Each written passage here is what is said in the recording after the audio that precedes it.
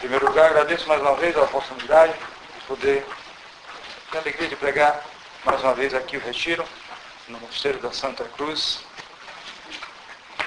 Eu fiz um pequeno esquema em 6 partes, eu tirei 10 cópias, com mais de 10 pessoas. Depois os senhores podem tirar mais cópias e com a divisão do esquema a respeito do Retiro.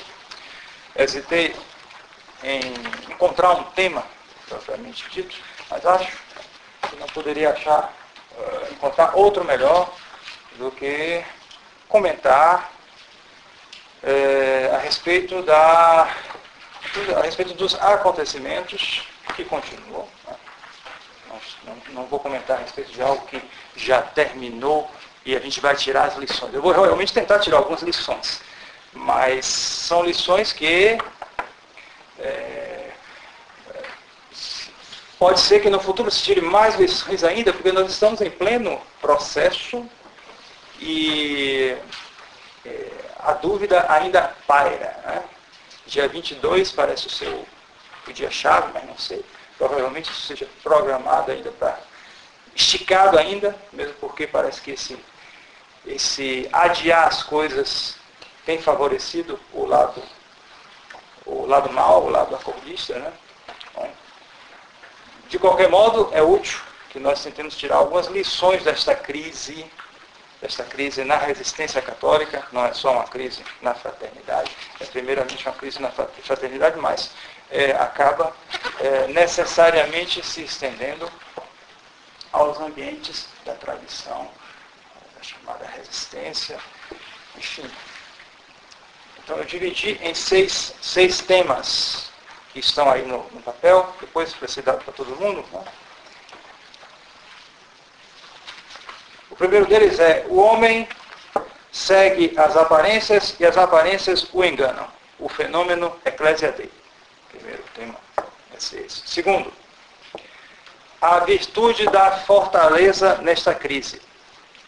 Fortes in fide versus a força do erro. Terceiro tema, o veneno entre os filhos de Deus, o liberalismo. A conveniência, não a verdade. O quarto será contra o desânimo, a providência de Deus. Em quinto lugar, a chave da resistência e do recomeço, o espírito de fé. E, finalmente, a função das comunidades monásticas. Então, nós começaremos com esse primeiro tema. O homem segue as aparências e as aparências o enganam. O fenômeno Ecclesia Dei. Primeiro, alguma pequena explicação de ordem filosófica. Eu até falava um pouquinho isso para os fiéis ontem, foi domingo passado, porque pediram para que eu desse algumas instruções elementares de filosofia para eles. E realmente eu tenho constatado isso. As pessoas hoje, mesmo as que não têm uma vocação propriamente filosófica, precisam de alguma filosofia. Precisam. As de antigamente não precisavam. Mas as de hoje precisam. Mesmo o homem comum, o homem simples, precisa de algumas noções de filosofia. Precisa. Por quê? Porque antigamente, o que é a filosofia? A filosofia, ela desenvolve cientificamente as certezas, desenvolve muito mais, é claro, as certezas que nós temos de maneira espontânea através do senso comum. Uma filosofia que chega a conclusões que são diretamente contra o senso comum é uma filosofia certamente falsa. E o senso comum, ele, como eu disse, ele é espontâneo. O ser humano adquire essas certezas na vida dele. Só que a vida moderna, de uma maneira cada vez maior, numa progressão geométrica, ela se torna cada vez mais artificial. Não é uma vida natural. Nós que temos a graça de viver no campo, distante das cidades, a gente talvez não perceba tanto isso, mas quem tem menos tempo aqui que viveu no mundo, sabe disso. A vida no mundo, sobretudo nas grandes cidades, é uma vida extremamente artificial. E esse artificial, pior ainda, está sendo estendido de maneira artificial, para todo lugar. Porque agora, mesmo quem está no campo, começou com o rádio, né? Se dizer que com o rádio a civilização do campo começou a desaparecer. E cada tabaréuzinho daquele ali tem um radinho, mas agora é muito pior. Ele tem uma caixinha que começou desse tamanho, mas era só para telefonar. Ela começou a diminuir, olha só o avanço tecnológico. Quando chegou desse tamanho, ela começou a crescer de novo. Mas por quê? O retrocesso? Não. Porque agora não se tente fazer hermenêutica da continuidade com isso, não. Ele aumentou de novo, mas aumentou porque agora é um computador. Então tudo está ali. Tudo. E ele perde a alma dele ali. Então essa civilização artificial entra por ali. As câmeras, todo lugar. Sentei no avião, senta uma câmera ali na frente, e outra do lado, e outra ali, outra ali, outra ali. Toda poltrona de uma câmera. Com vários canais passando de tudo. Desliguei o meu, eu tive de lado, de lado. Todo mundo sabe que é um fenômeno da vista humana. Você está aqui, mas se começar uma coisa que está aqui, a tendência natural é você virar para cá. É natural. Mas, então, o que é que fazem as imagens? É isso. Mexendo, e então, você pode imaginar um de coisa ali. Então, a civilização se torna artificial, e se tende a destruir as certezas do senso comum. Pior do que isso. Se tende a se elaborar erros como se fossem certezas. Uma espécie de senso comum invertido. E as pessoas estão mergulhadas neste ambiente.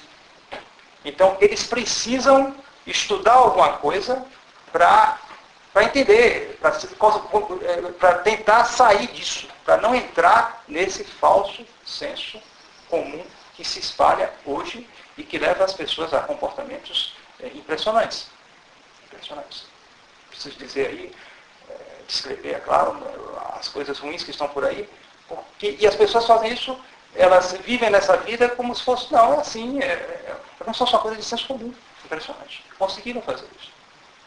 Então as pessoas sentem essa necessidade e pedem para estudar um pouco de filosofia, e eu estava abordando justamente esse tema de que o homem precisa de aparências, precisa de imagens para atingir o objeto. A inteligência humana precisa para atingir o seu objeto de imagens. Já que o objeto do intelecto humano é o ser das coisas. Porém, na sua condição atual, ou seja, alma substancialmente unida ao corpo, nessa condição, nós estamos aqui nessa terra, nós temos uma alma cuja ação não depende essencialmente do corpo. Ela pode agir sem o corpo. Pode agir, mas na condição atual, ela só pode agir com o corpo. Ou seja, tudo o que ela entende vem das imagens sensoriais, das imagens que estão fora dela e que estão nas coisas, as imagens que ela tira das coisas sensíveis. Porém, os conceitos que ela elabora não se identificam com essas imagens. Nosso Senhor nos deu uma faculdade de inteligência chamada intelecto ativo, que extrai, por assim dizer, dessas imagens o conceito. Esse conceito é universal e se aplica a todas as coisas que são da mesma espécie, do mesmo gênero, etc. Assim, por exemplo, quando éramos pequenos, que fomos à escola, nós vimos então essa coisa aqui que se chama lápis, e nós vimos que nós escrevemos com ela de uma certa maneira, né? E depois, então, nós desenvolvemos, a partir disso, nós tiramos a ideia de lápis. A partir daí, todos os lápis que nós vemos em nossa vida, sejam eles pretos como esse, sejam eles brancos, azuis, sejam de carpinteiro, aquele todo vermelhão, grandão, né? São bem diferentes, sensivelmente, são diferentes dos outros, mas a ideia que nós temos de lápis se aplica a todas elas, é uma ideia universal. Essa ideia foi tirada do sensível, a partir da vista que eu tive e do tato que eu tive com o lápis. Porém, a ideia que eu tenho vai se aplicar a todos os lápis. Eu não vou precisar ver um lápis de novo, quando chegar um lápis diferente de outra espécie. Outro exemplo mais significativo ainda é o relógio. Eu desenvolvi a ideia de um relógio, um instrumento que marca as horas. Pronto. Então, daqui a não sei quantos anos, eu já adulto, eu vou num lugar, na Europa, ou até aqui mesmo, e eu vejo uma haste com uma marcação no chão, e eu olho, o que é isso? Estranho. Aí o sol bate e marca aquela sombra. Com aquela sombra eu vejo que marca um número. Ah, isso é um relógio. Mas o que isso aqui tem a ver com o que eu tenho aqui no pulso? Sensivelmente quase nada. Mas marca a hora. A ideia que eu tenho se aplica. E, portanto, é uma ideia universal. Se aplica. É um relógio. Relógio de sol. Aqui é um relógio digital. Relógio com mostrador, que só mostra o número, não mostra o ponteiro, mas é um relógio. Pronto. Ponto final. Então, nossas ideias vêm dos sentidos. Porém, elas superam os sentidos. Mas a dependência é muito grande. De tal maneira que, se eu tenho que pensar num relógio, por exemplo, virá imediatamente alguma imagem na imaginação. Impossível. Se você quiser ter uma ideia de um relógio, aparecerá qualquer imagem. Mesmo que não seja de um relógio, seja até do nome relógio, seja o que for, mas alguma imagem aparecerá na nossa imaginação. A imaginação nos acompanha. É a nossa condição. Nós precisamos dessas imagens. Assim as coisas se passam. Nós não somos anjos. Somos seres humanos. E então entra uma coisa difícil, uma coisa que atrapalha mesmo. Né? É o chamado o desastre, o primeiro desastre histórico, que foi justamente o pecado original. A nossa condição humana, a nossa história começou com um desastre. Né? O desastre da desobediência dos nossos primeiros pais. Complicou tudo, atrapalhou tudo. Porque essa desobediência, como nós aprendemos no catecismo, desenvolvemos mais na teologia, ela nos fez perder a graça de Deus.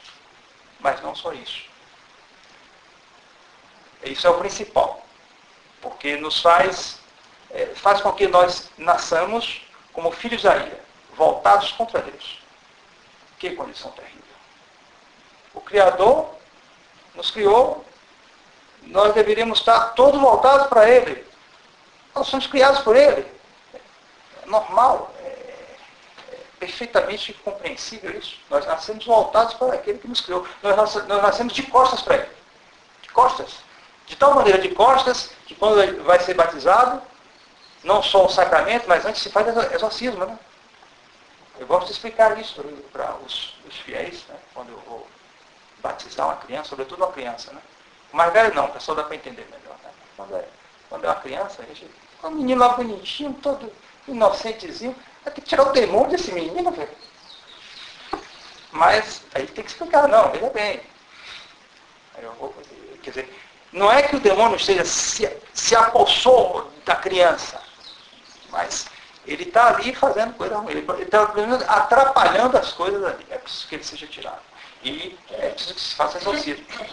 E quando é adulto, eu fiz batismo de 3 adultos há algumas semanas. Então os exorcismos são muito mais numerosos. Eles são mais numerosos. Mais exorcismo, por quê, né?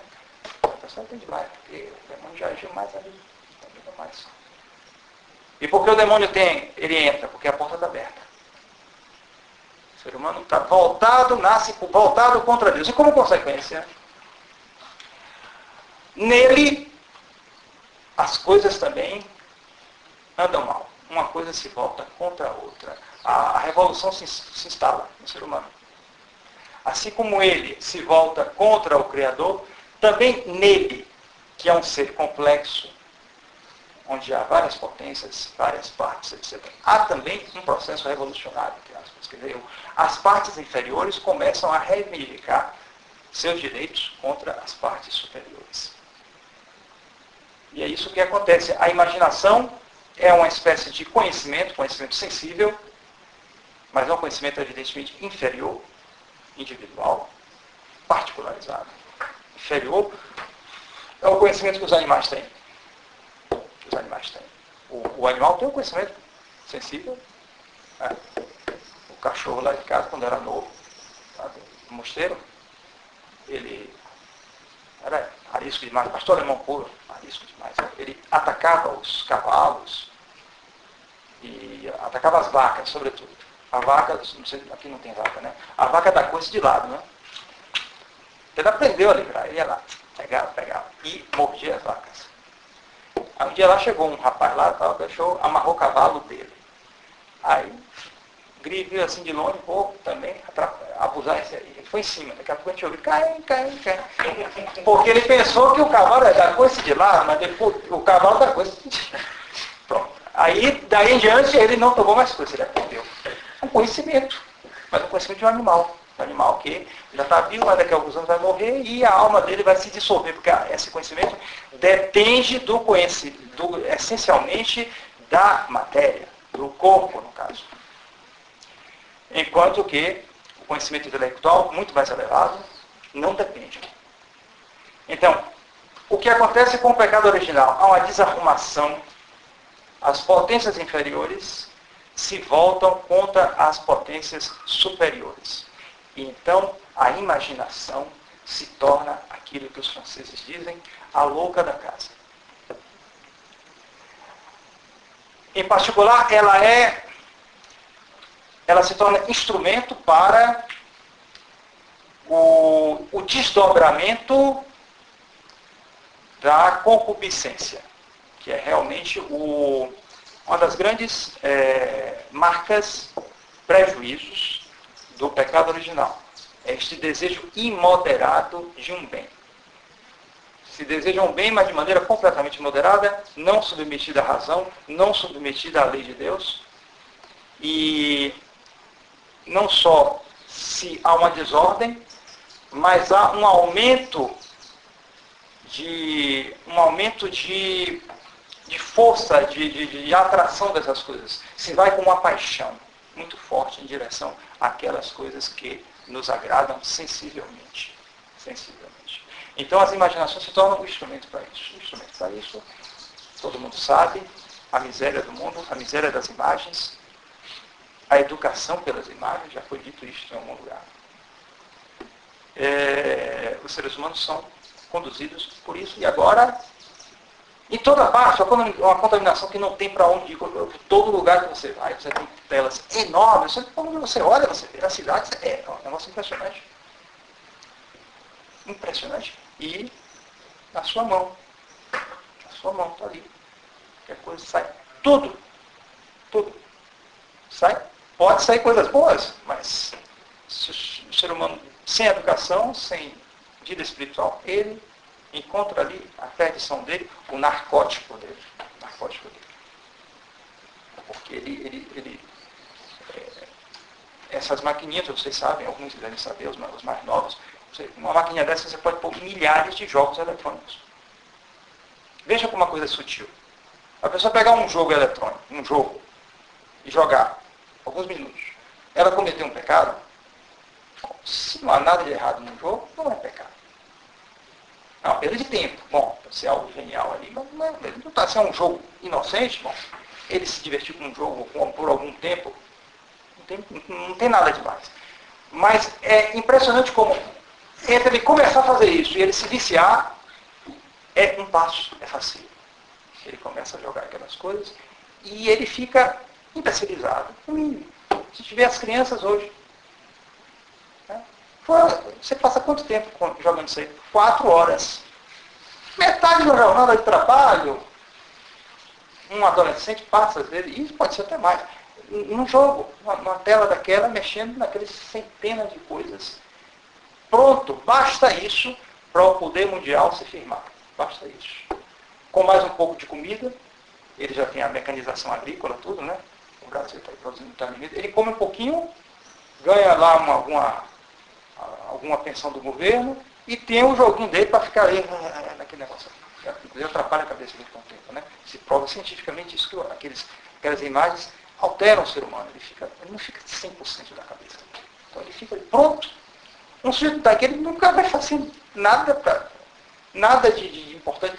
Nem mesmo aqueles impulsos revolucionários muito fortes que havia em certas pessoas no século XIX, certas coisas erradas. Mas havia gente com disposição para fazer aquilo. Hoje nem isso. Hoje é ficar parado ali no marasmo. Ele fica ali, está gostando, e o poder se mantém. Então, agora, por que essa introdução filosófica a respeito das imagens, e agora a gente vai pular para o fenômeno eclesiástico.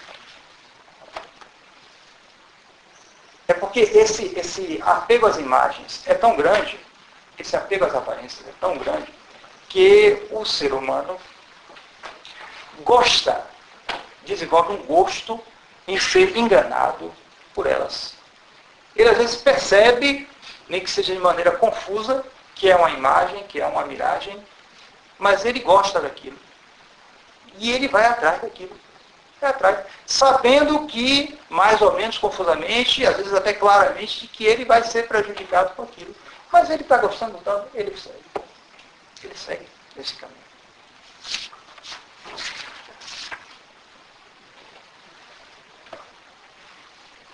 A mentalidade moderna é uma mentalidade de apostasia.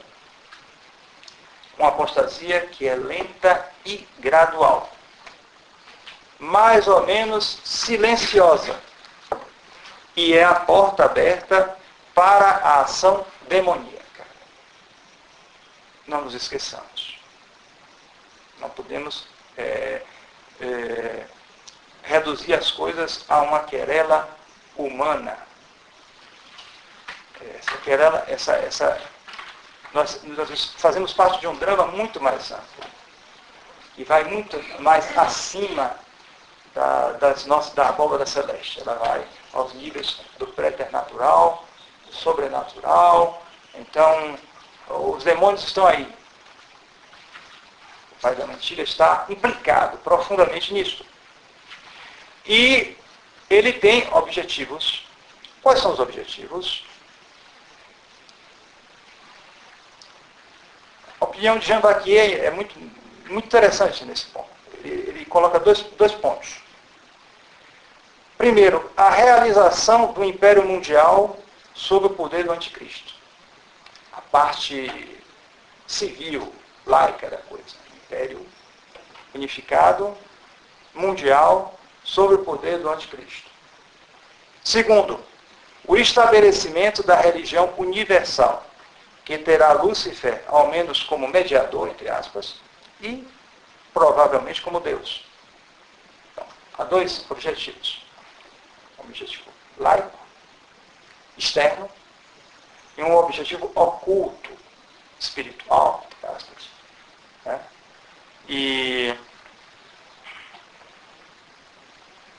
esse objetivo espiritual, ele é mais oculto, justamente porque o objetivo civil, ele aparece como sem religião. O laicismo. Então, parece que religião, não, isso não entra. Não entra aí ao caso, religião, nós não temos nada a ver com isso. Mas, ocultamente, eles têm, sim, uma religião, mas que não é uma religião de Deus, é uma religião satânica. E eles tendem justamente a uma unificação. Não percamos de vista isto. Eles querem uma unificação. O mundialismo, ele é totalitário. Ele não pode deixar de ser totalitário. Não pode deixar, porque para ele não interessa tanto crescimento econômico, recessão, aperfeiçoamento tecnológico, bem-estar social. Tudo isso pode entrar. O que interessa, mas isso é secundário. O principal é o controle. O controle das coisas. Pequeno exemplo. Nós sabemos que a classe média às vezes passa por dificuldades muito grandes. A classe média é um elemento em geral, pelo menos algumas décadas atrás, era um elemento de vitalidade de um organismo econômico e um elemento de independência, porque o classe média ele tem certa independência. Ele tem algum recurso, ele não é milionário, mas ele tem algum recurso, ele contrata as pessoas de classe mais baixa para fazer o serviço para ele, tudo, e ele tem acesso ao estudo, a todas essas coisas. Ele é um elemento classe média é um elemento de independência importante numa nação. Uma nação que não tem uma classe média importante é uma nação que não vai muito bem. Se diz assim. Então, passou-se um período de grandes dificuldades da classe média no Brasil. Na década de 80, sobretudo, chamada a década perdida para o Brasil. Então, depois do governo militar, período de grande progresso, o Brasil entrou em crise. Esse governo militar mal aí que está administrando bem o Brasil. E aí vem a democratização. A crise continua algum tempo, mas depois as coisas se arrumam mais ou menos. E agora, nesse período, nós experimentamos um certo progresso econômico. A classe média do Brasil é uma classe média importante. Dizem que é a terceira, eu acho, do mundo em poder de compra. Só que hoje, o que é que ocorre? A classe média da década de 80 era uma classe média de produtores, em grande parte. Hoje é uma classe média de funcionários públicos. Se você perguntar a qualquer jovem aí, qual é o projeto de vida dele? Estudar, se preparar, se esforçar para passar no concurso. Todos eles dizem isso. Ninguém está pensando em desenvolver a fazenda do pai, ou tentar fazer um empreendimento próprio. Isso aí é a segunda opção. Se ele não conseguir um emprego dele, ele aí vai ter que fazer uma coisa, né? Ele vai tentar um comérciozinho, uma coisa assim. Mas o ideal é você estudar e passar no concurso e ganhar salário inicial 5 mil, depois passar para 10 mil reais e por aí vai, e pronto, você está, como se diz por aí, arrumado na vida. Ora, isso é mal, porque você cria uma classe média dependente. Dependente. O funcionário público é dependente, ele não tem autonomia para desenvolver nada. É verdade que faz parte de uma nação ter funcionários públicos, é verdade. Mas quem sustenta a nação são os que produzem, são os que têm a iniciativa de ter seus comércios, suas indústrias, mas a indústria agora tudo está na China, né? Então, não pode nem desenvolver a indústria, não tem que concorrer, porque tudo amarra. O próprio jovem se vê amarrado, não, eu tenho que se ele quer alguma coisa na vida, ele vai estudar para fazer concurso público. Esse é um bom jovem, porque está tentando alguma coisa. Não está metido em droga, nisso, naquilo, ele está tentando desenvolver alguma coisa para ser funcionário público. Então nós vemos que progresso, recessão, etc., tudo isso é relativo. O que interessa é o poder. Você dominar. Porque está aí, uma classe média poder. Grande, forte, dominada. Então, está na mão deles. Então, o objetivo é totalitário. Mas essa unificação passa por fases intermediárias.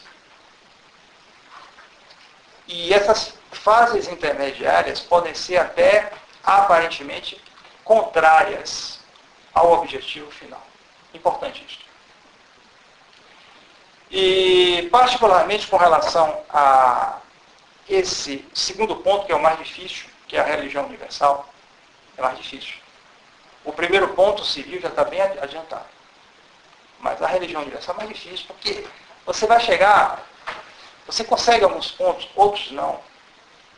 Mas como é que você chegar a dizer a um católico que a religião dele é igualzinha à de um maometano? Como é que vai dar certo isso? Ele vai, ao invés da Bíblia, ele vai pegar o Corão. O que é de comum nisso? Não é fácil. Não é fácil. Então, a primeira coisa não é uma unificação efetiva dessas coisas, mas é uma convivência pacífica entre elas. Então, a unificação passa pelo pluralismo. Nós estamos nessa fase agora. Nós não estamos na fase de uma instauração de uma religião única, satânica, luciferiana. Ocultamente, sim. Mas exteriormente não. Exteriormente o que nós vemos é o pluralismo. O respeito das diferenças. Isso se tornou um slogan que está sendo inculcado às crianças. Os nossos alunos de catecismo, nós temos algumas classes de catecismo no nosso mosteiro, e é uma espécie de contraveneno que a gente tenta tirar, porque quando a gente pega as provas desses colégios católicos, entre aspas, onde eles estudam, alguns deles estudam, então você vê isso, o que é que eles estão querendo colocar? O respeito às diferenças. Respeito às diferenças. Eles têm que responder ali as provas, em que eles têm que são inculcados a eles o respeito das diferenças. Então, deve respeitar as diferenças? Não. Quer dizer, é tão imbecil a coisa, como é que responde isso? Basta dizer, bem, então você vai assaltar banco. Tá bom? É certo assaltar banco? Não, mas há uma diferença. Há um comportamento diferente, né? Alguém que vai assaltar um banco, ele está com um comportamento diferente. Então, tem que respeitar essa diferença. É idiota. Isso não é diferença, mas que diferença é essa? Mas é o que se diz, se repete. Respeitar a diferença. Por quê? Porque ele sabe que, repetindo isso, as crianças vão se acostumar. Então, bom, é verdade que quando eles verem alguém assaltando o banco, alguma coisa vai mexer neles, é evidente. Mas se eles virem um protestante, a diferença já não é tão grande assim. Não, eles têm a Bíblia, então a gente tem que respeitar a diferença. Pronto, eles aceitam aquilo. Isso é inoculado, esse pluralismo. E nós sabemos que, na Igreja Católica, depois do Vaticano II, esse pluralismo é de regra. Assis, Encontro de Assis, o primeiro Encontro de Assis, foi a primeira reunião pluralista da história humana. Primeira reunião pluralista da história humana. Com o Papa João Paulo II, Deus tenha pena de sua alma, lá no centro, presidindo aquela Assembleia. E essa Igreja Conciliar, cuja regra é o pluralismo, ela não só prega o pluralismo à destra,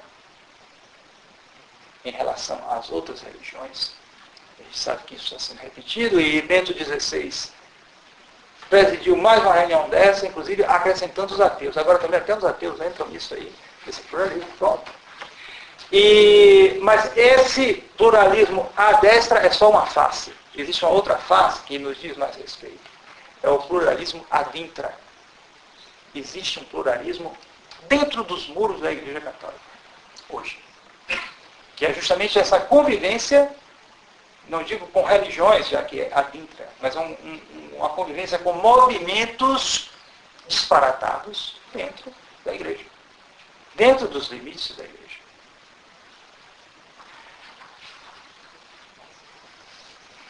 Um pastor, vários rebanhos. Isso aí o lema. A doutrina não importa tanto, mas sim a estratégia. Isso aí, aliás, é tipo do demônio. Né? O demônio não é um doutrinador. Ele é um estrategista. O que interessa é a estratégia. E os filhos dele, pode notar, são desse tipo. Você pegar um Vladimir Ilyich Ulyanov, dito Lenin, não tinha nada de filosofia. Ele escreveu o livro, mas não tinha nenhum preparo filosófico. Era ridículo a doutrina dele. Mas a estratégia era genial. Às vezes era um gênio ele, um gênio. Até conseguiu pôr o comunismo na Rússia. Um gênio. Ele soube o momento certo, quando tinha que agir assim. Ele tinha o gênio da estratégia. O demônio justamente transmite isso para os filhos dele, as pessoas que se entregam a ele, que seguem a vontade dele, que é de ter um senso de estratégia muito grande. Então, a estratégia do pluralismo para com a resistência é o seguinte, é que para a Roma conciliar, nós somos um osso duro de roer. E a dureza desse osso é justamente o nosso apego à doutrina. esse apego que nós temos à doutrina decorre justamente da prática da virtude da fé. Essa prática da virtude nos ensina que, nos leva justamente a confessar a fé católica. Ela deve ser confessada porque justamente quem confessa a fé cumpre o dever para com Deus, que se revelou e quer ser glorificado. Com essa confissão contínua da fé, nós naturalmente nos tornamos, graças a Deus, apegados a ela. Mas para o modernista a questão é completamente diferente. Para o modernista, confessar a fé não tem sentido. Ou pelo menos, se ele confessa a fé dele, ele não se opõe a que outro confesse uma fé diferente. Porque a fé para um modernista é essencialmente uma coisa individual. A fé para um católico é um assentimento a uma verdade exterior, revelada. A fé para um modernista é um assentimento, ou uma correspondência a um sentimento interior que se pensa ser de origem divina, mas que não se expressa em termos humanos. Então nós correspondemos a este sentimento. Simplesmente isso. Por isso se reduz ao sentimento. Porque não pode ser expressado convenientemente de maneira racional. Na revelação verdadeira, Deus se revela e ele se adapta de tal maneira que a revelação dele pode ser expressada e deve ser expressada em termos humanos. Então, esses termos humanos, eles se submetem a uma lógica humana, de tal maneira que eles estão sujeitos a leis humanas, naturais, já que foi Deus que criou isso. Por exemplo, o princípio de identidade, de não contradição, perdão. Quer dizer, a revelação ela vai sendo explicitada e ela não pode ser explicitada com contradições. Não pode haver uma declaração dogmática que contradiga uma outra declaração. O princípio de contradição está aí. Nosso Senhor se adapta ao nível humano. Ele não vai revelar uma coisa e depois vai revelar outra coisa que seja contrária. Impossível. Mas no caso do modernismo, não. No caso do modernismo, não, absolutamente, porque como é uma reação individual, então essas reações individuais poderão ser diferentes. E a igreja, para os modernistas, é uma aglutinação, uma reunião de reações individuais. Isso aí. Para um católico, a união se fará em torno de uma mesma fé. Uma fé expressa, claro. Creio em Deus Pai, Todo-Poderoso, Criador do céu e da terra, etc. Mas para o modernismo, bom, se pode admitir alguma coisa externa, certo? Mas isso não vai ser o essencial. O essencial será a nossa reação individual, e essa semelhança de reação individual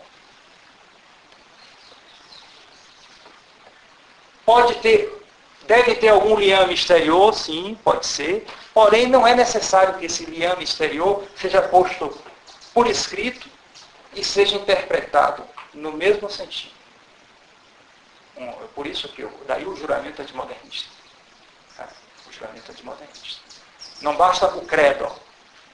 O credo, os modernistas também dizem o credo, mas em que sentido eles interpretam isso? Então, o juramento antimodernista, ele estabelece, tem que ser no mesmo sentido, etc, etc. Uma pessoa pode pegar isso e interpretar em outro sentido. Não é assim que os protestantes fazem a Bíblia. Então, para o modernista,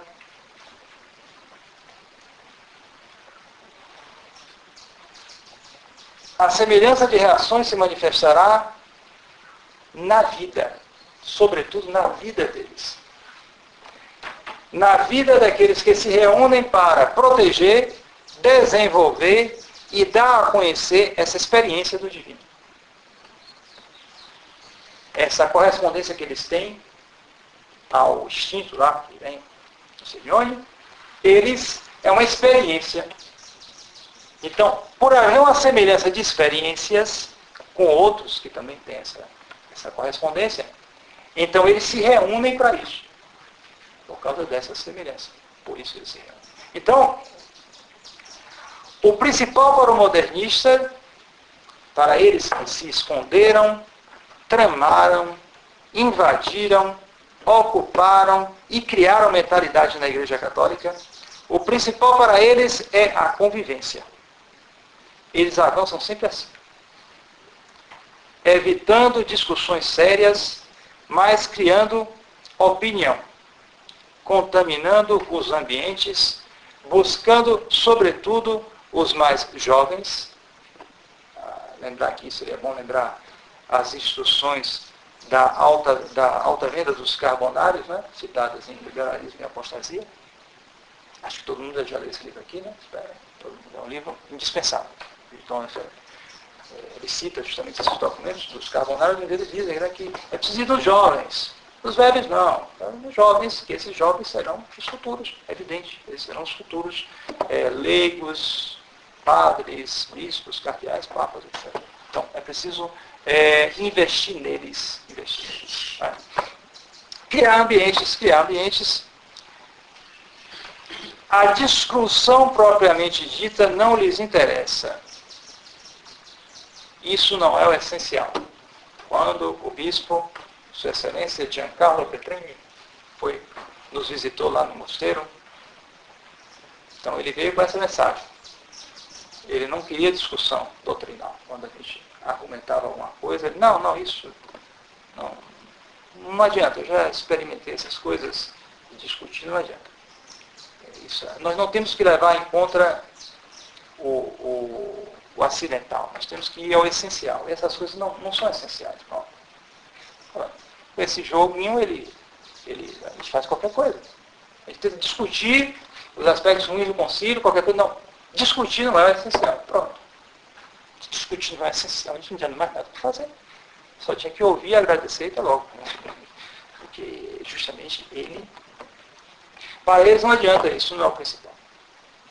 Mas, por outro lado, ele queria que nós participássemos da vida eclesial da Diocese de Camaçari, sem exigir nada da gente. Só isso, né? A gente participar, pronto.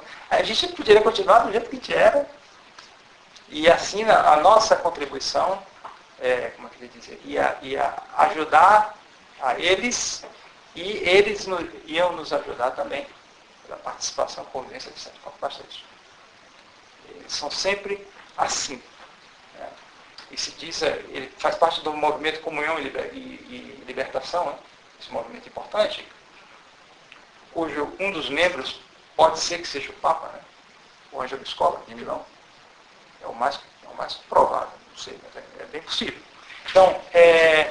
Então, quando se perguntava, os progressistas, porque é um movimento moderado, né? Se perguntava a eles, mas por que vocês não falam muito do concílio? Os progressistas. Vocês não falam muito do concílio Vaticano II. Aí eles respondiam, não, a gente não fala muito, a gente vive. A gente vive. Aqui. A gente vive o concílio. Bom, não precisa falar muito, não. É esperto, porque se eles falarem muito, a coisa vai ficar muito escancarada. Esses progressistas, ultra-progressistas, qualquer um que tem um pouco de juízo, vê que aquilo não presta. Você começa a falar, só fala que não presta. Então o sujeito fica meio... Não, peraí. Chega um desses que não fala tanto, mas vive a convivência, isso aqui, pronto, é mais fácil de pescar. É mais fácil de conquistar. Então, essa gente tende a se especializar em acordos práticos. É verdade que ela pode usar também a autoridade despótica. E realmente isso ocorreu, sobretudo, nos começos do movimento tradicionalista. Porém, a ineficácia do procedimento fê-los privilegiar com o tempo a mão estendida, as concessões, contanto que houvesse também concessões da nossa parte que levassem paulatinamente ao enfraquecimento, à desistência. E essa estratégia surtiu efeito. É um fenômeno que não é só das relações entre a Roma conciliar e os tradicionalistas. É um fenômeno muito espalhado, ele é mundial. Se percebe que cozinhar as coisas de fogo lento dá muito mais resultado do que queimar na brasa. Porque quando queima na brasa, você dá um pulo. Uma reação. Quando é cozinhar aos pouquinhos, a coisa dá muito mais resultado. Podem ver, por exemplo, as revoluções comunistas sangrentas, assassinas, genocidas do início do século XX, até meados do século XX.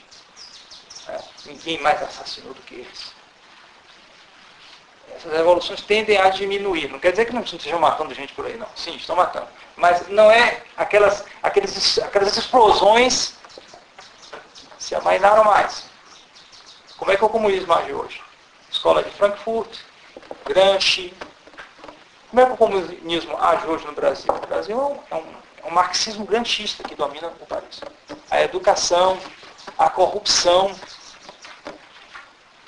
Foram eles, a Escola de Frankfurt, que entenderam primeiramente isso, optaram por isso. Né? Essa escola nasceu na Alemanha, aí depois para fora, foram para os Estados Unidos. Né? Eu pensava que havia um ou outro judeu, mas depois me disseram que quem estudou isso, todos eram judeus. Mais uma vez, qualquer coincidência é mera casualidade. Né? Então, todo mundo lá estava preparando aquilo ali. Então, eles desenvolveram essa ideia de que realmente o marxismo, a revolução podia avançar mais dessa maneira, com as mentalidades, mudando a superestrutura, etc., mudando as mentalidades, corrompendo a família, etc., vai dar muito mais certo. Então, o que aconteceu? O comunismo, linha dura, fez muita morte, acabou sociedades, nações desapareceram, etc., mas depois ele não conseguiu levar adiante. Ou pelo menos ainda há alguns países comunistas, é verdade. Não se exclui uma retomada disso, mas ele amainou mais a partir da década de 80. Enquanto isso, esses métodos da Escola de Frankfurt progrediram sem parar. Sem parar. Então, o outro lado olhou assim, esse pessoal até aqui, eles deram certo. E aí uniram suas estratégias. E o resultado está aí. O resultado está aí. Então, o islamismo. O islamismo na Europa. Se eles agora começassem a fazer levantes para tomar a Europa, seria uma burrice, na minha opinião. Porque é duvidoso se eles conseguiriam, porque eles ainda não são elite na Europa. Eles são mais das classes mais populares. Poderiam ser derrotados e aí haveria uma reação. Acho que, enfim, os europeus deixariam os seus aparelhos eletrônicos ali naquele para acordar um pouquinho a realidade. Né? Então, estamos sendo invadidos. Talvez. Né? Enquanto que, dessa maneira, eles vão vencer. Eles já devem ter percebido isso. Por quê? Porque eles utilizam a arma demográfica. Uma arma poderosíssima. Os europeus não se multiplicam e os maometas se multiplicam. Então, evidentemente, daqui a 20, 30, 40 anos, a maioria vai ser maometana. E eles vão implantar a lei deles. Até com eleições, democraticamente, já que a maioria vai estar com ele. Então, essa estratégia surge mais efeito. É preciso ter paciência. Não pode ser gente assim muito impetuosa. Tem que ser tipos mais filósofos, né? Mais flegmáticos, mais atentos e perseverantes. Que fazem uma tradição. Isso aí. Que fazem uma tradição.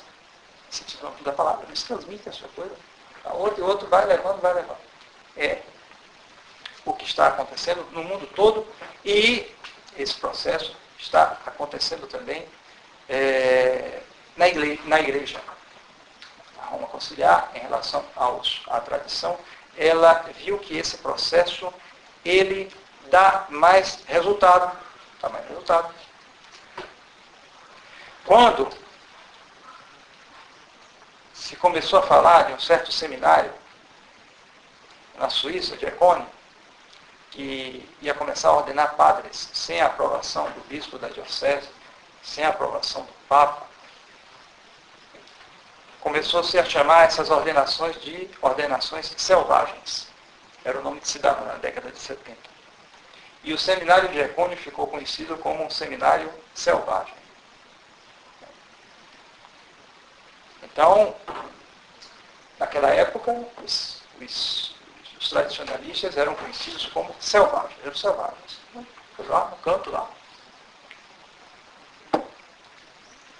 Então, os selvagens, houve duas maneiras de agir com eles. Né? A primeira foi a maneira dura, que era o faroeste, para matar mesmo, como fizeram os americanos na América do Norte, né? Aquele filme de Bang Bang, tiro isso para matar contra os índios, e aquela briga, e matavam os selvagens. Né?